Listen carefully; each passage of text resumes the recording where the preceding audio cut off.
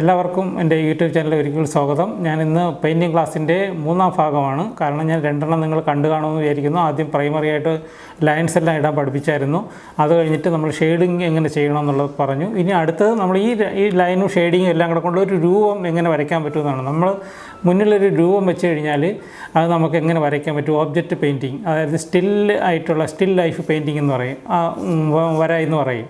അത് നമുക്ക് അതെങ്ങനെ ചെയ്യാൻ പറ്റുമെന്ന് നോക്കാം. ഞാനിപ്പോൾ നിങ്ങളുടെ മുന്നിൽ ഒരു മോഡൽ കാണിക്കാം. ആ മോഡൽ ഞാനൊരു മേശപ്പുറത്ത് വെച്ചതിന് ശേഷം നമ്മൾ ദൂരെ ഇരുന്ന് അതിനെ വരയ്ക്കുകയാണ്, നോക്കി വരയ്ക്കുകയാണ്. ആ വരയ്ക്കുന്നത് നമുക്ക് എങ്ങനെ വരയ്ക്കാൻ പറ്റും, അതിൻ്റെ എങ്ങനെ അളവെടുക്കേണ്ടത്, അങ്ങനെ അത്തരം കാര്യങ്ങളാണ് ഇന്ന് ചർച്ച ചെയ്യുന്നത്. അപ്പോൾ എല്ലാവർക്കും ഞാൻ അതിലേക്ക് സ്വാഗതം ചെയ്യുകയാണ്.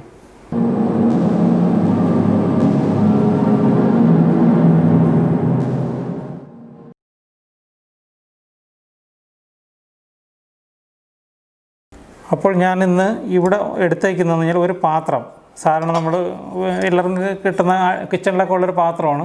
ഈ ഒരു പാത്രവും ഞാൻ ഈ ഒരു സ്പൂണും കൂടെ ഞാനിങ്ങനെ ഇവിടെ വെച്ചിട്ട് അതിനെ നമ്മൾ മോഡലാക്കിക്കൊണ്ട് നമ്മൾ ദൂരെ ഇരുന്ന് അതിനെ വരയ്ക്കുന്നത് എങ്ങനെയാണ്. അപ്പോൾ ഒരേ വ്യൂവിൽ ഒരു 4 പേരിരുന്ന് നോക്കുകയാണെങ്കിൽ 4 പേർക്ക് വ്യത്യസ്ത ആംഗിളായിരിക്കും കാണുന്നത്. അത് എങ്ങനെ ഏത് ആംഗിളാണ് കാണുന്നത് അതുപോലെ നമ്മൾ വരയ്ക്കുക എന്നുള്ള രീതിയിലാണ്. അപ്പം നിങ്ങൾക്ക് എളുപ്പത്തിന് വേണ്ടിയാണ്, ആദ്യം പഠിക്കുന്ന ആൾക്കാർക്ക് എളുപ്പത്തിന് വേണ്ടി ഞാൻ ചെറിയ 2 രൂപങ്ങൾ എടുത്തത്.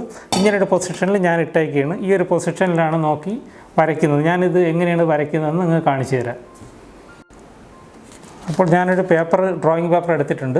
ഈ പേപ്പറിലേക്കാണ് ഞാൻ ഈ സാധനം വരയ്ക്കേണ്ടത്. ഈ ഒരു സാധനമാണ് വരയ്ക്കേണ്ടത്. അപ്പോൾ ഞാനിത് എൻ്റെ കാഴ്ചപ്പാടിൽ ഞാൻ ലോങ്ങിലോട്ട് ഇങ്ങനെ വയ്ക്കുകയാണ്, ലോങ്ങിൽ വയ്ക്കുകയാണ്, വെച്ചിട്ടാണ് ചെയ്യുന്നത്.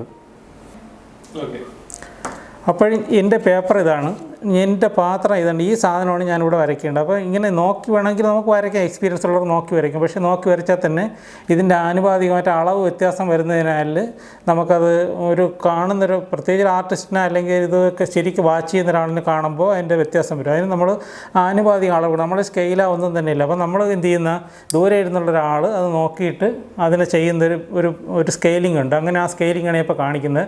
എൻ്റെ കയ്യിരിക്കുന്ന വരയ്ക്കുന്ന പെൻസിൽ ഇങ്ങനെ എടുത്തിട്ട് നമ്മൾ എവിടെയാണ് ഇരിക്കുന്നത് അവിടെ നിന്ന് ഡയറക്റ്റായിട്ട് ഇങ്ങനെ ഹാൻഡ് ഇങ്ങനെ പിടിച്ചതിന് ശേഷം അതിൻ്റെ കോർണറിലേക്ക് ഇങ്ങനെ വെച്ച് പിടിപ്പിക്കുക.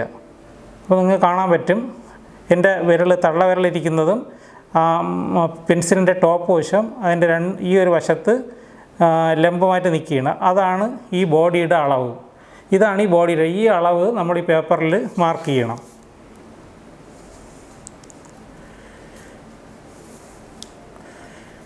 ഇതിങ്ങനെ ഞാൻ മാർക്ക് ചെയ്ത് കണ്ടോ, ഇതൊരു മാർക്ക് ചെയ്തിട്ടുണ്ട്. ഇപ്പോൾ ഇതാണ് ഈ ബോഡിയുടെ അളവ്, ഇതിൻ്റെ ഹൈറ്റ് ഇതാണ്. അപ്പോൾ ഇനി അടുത്തത് എനിക്ക് വിഡ്ത്തും കൂടെ എടുക്കണം. ആ വിഡ്ത്ത് എടുക്കാൻ ഞാൻ ഇതേ സിസ്റ്റമാണ് ഉപയോഗിക്കുന്നത്. ഇങ്ങനെ എടുത്തിട്ട് ഏകദേശം അതിൻ്റെ ഒരു അളവ് എടുക്കുകയാണ്. ഇപ്പോൾ ഇത്ര എനിക്ക് കിട്ടി. ഈ അളവ് ഈ ടോപ്പിൽ ഞാൻ വയ്ക്കുന്നു. ഈ ടോപ്പിൽ വെച്ചിട്ട് ഇതിൻ്റെ അളവ് എടുക്കുന്നു. അപ്പോൾ ഈ പാത്രത്തിൻ്റെ ഇതിൻ്റെ ടോപ്പ് ഏരിയയിലുള്ളൊരു അളവ് കിട്ടിക്കഴിഞ്ഞ് ഇനി ഞാൻ ആ പാത്രത്തിൻ്റെ ഈ ഒരു ഏരിയ ഇത് നമ്മളിവിടെ നോക്കുമ്പോൾ ഇതിൻ്റെ ഒരു അത്രയും ഇതും കൂടെ നമുക്ക് കിട്ടാൻ വേണ്ടി അതിൻ്റെയും കൂടെ അളവ് എടുക്കുകയാണ്. അതിൻ്റെ അളവ് ഇത്രയാണ്.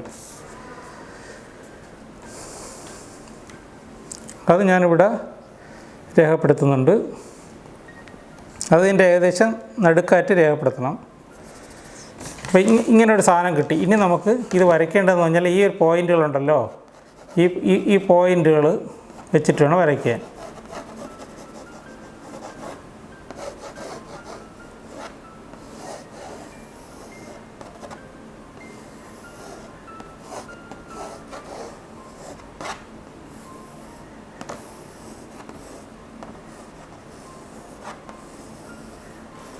കാണിച്ചു തരാനാണ് ഇങ്ങനെ ബുദ്ധിമുട്ടുണ്ട്. നേരെ സ്ട്രെയിറ്റ് താഴെ വയ്ക്കാൻ പറ്റാത്തതുകൊണ്ടാണ്. ഇത് കൂടെ കറക്റ്റായിട്ട് വരച്ചെടുക്കുക.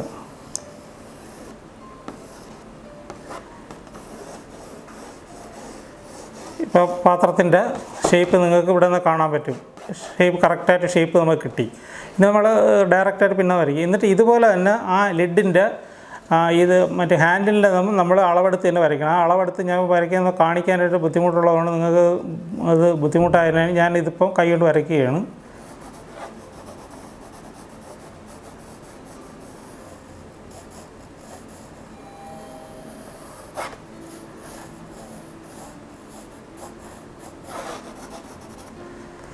ഏകദേശം നമുക്ക് ഈ വരച്ച് കഴിഞ്ഞു. ഇനി അടുത്തത് അതിൻ്റെ മുകളിലുള്ള ആ ഒരു സാധനമാണ് വരയ്ക്കേണ്ടത്.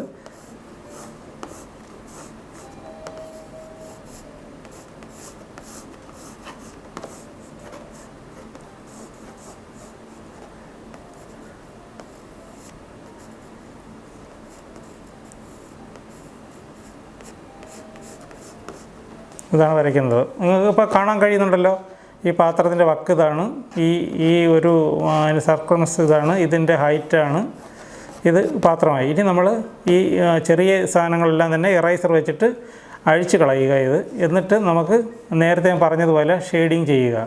ഷെയ്ഡ് ചെയ്യാൻ നിങ്ങൾക്ക് നേരത്തെ ഞാൻ പറഞ്ഞു തന്നിട്ടുണ്ട്, അതുപോലെ നമുക്ക് ഷെയ്ഡ് ചെയ്യാം. അപ്പോൾ നമ്മൾ ഏകദേശം അതിൻ്റെ രൂപരേഖ തയ്യാറാക്കി. യഥാർത്ഥ സ്കെച്ചിങ് ആണ് പെയിൻറ്റിങ്ങിൻ്റെ ഏറ്റവും വലിയ ഒരു വെല്ലുവിളി എന്ന് പറയുന്നത്. ആ സ്കെച്ചിങ് നമുക്ക് ശരിക്കും പഠിച്ചു കഴിഞ്ഞാൽ ആ രൂപം കറക്റ്റാവും. അപ്പോൾ രൂപം കറക്റ്റായിട്ട് ഷെയ്ഡിങ് കുറഞ്ഞിരുന്നാലും അതൊരു അപാകതയായിട്ട് തോന്നുന്നില്ല. ഏത് ആർട്ടിസ്റ്റിന് നോക്കിയാലും ഇപ്പോൾ കാർട്ടൂൺ വരച്ചാൽ തന്നെ സ്കെച്ചിങ് ആണ് മെയിനായിട്ടുള്ളത്. ആ സ്കെച്ചിങ്ങിൻ്റെ രൂപം കറക്റ്റായിരിക്കണം. അപ്പോൾ അത് ഞാനിപ്പം ഇത് ചെറുതായിട്ട് ഞാൻ ഷെയ്ഡിങ് പറഞ്ഞു തന്നിട്ടുണ്ട്. ആ ഷെയ്ഡിങ് ഞാൻ കുറച്ച് കാണിച്ചിട്ട് അടുത്ത സ്റ്റെപ്പ് വീണ്ടും കാണിക്കാവുന്നതാണ്.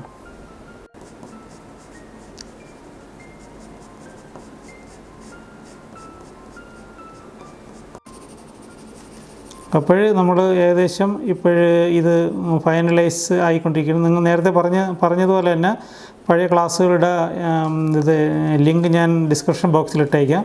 അതും കൂടെ ഡൗട്ടുള്ളവർ അതും കൂടെ നോക്കുക. അപ്പോൾ ഷെയ്ഡിങ് എങ്ങനെ ചെയ്യുന്നു എന്നുള്ളതാണ്. ഇപ്പോൾ ഇവിടെ ഡാർക്ക് ഷെയ്ഡിങ് വന്നു, ഇവിടെ ചെറിയ ലൈറ്റ് അടിക്കുന്ന പോലെ തോന്നണം. അതിനുവേണ്ടിയാണ് അങ്ങനെ ചെയ്തത്. ലൈറ്റും ഡാർക്കും കൂടെ ചേർന്ന് ഇങ്ങനെ നമ്മൾ ഷെയ്ഡ് കൊടുക്കുക. എന്നിട്ട് ഇവിടെ എല്ലാം ഡാർക്ക് വരുന്നതാണ്. നമ്മുടെ ഓബ്ജക്റ്റ് നോക്കുമ്പോൾ തന്നെ അറിയാൻ പറ്റും. ഞാൻ ഓബ്ജക്റ്റ് അതിനെ സൈഡിൽ ഇട്ടയക്കാം. ഇൻസർട്ടിൽ ഞാൻ അതിൻ്റെ ഓബ്ജക്റ്റും കൂടി ഇടയ്ക്കിടയ്ക്ക് ഇട്ടയക്കാം. അപ്പോൾ നിങ്ങൾക്കത് പെട്ടെന്ന് നോക്കി മനസ്സിലാക്കാൻ പറ്റും. നിങ്ങൾക്ക് ഏത് രൂപങ്ങൾ ഇതുപോലെ വയ്ക്കാം. എന്നിട്ട് ഇതുപോലെ ചെറിയൊരു ഷാഡോ വരത്തക്ക രീതിയിൽ കൊടുക്കുക.